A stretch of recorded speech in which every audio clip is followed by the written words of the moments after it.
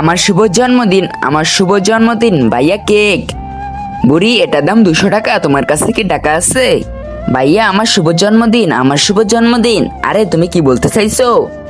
ভাইয়া ও বেচারি পাগল, আজ ওর জন্মদিন, তাই ও সব দোকানে কেক চেয়ে বেড়াচ্ছে।